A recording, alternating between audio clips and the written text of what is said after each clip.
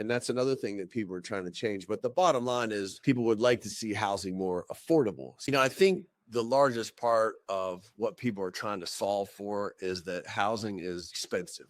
It costs a lot to buy a house. And so more people are renting houses. Now, while that may be good for landlords like us, we have a constant, solid supply of tenants because of this.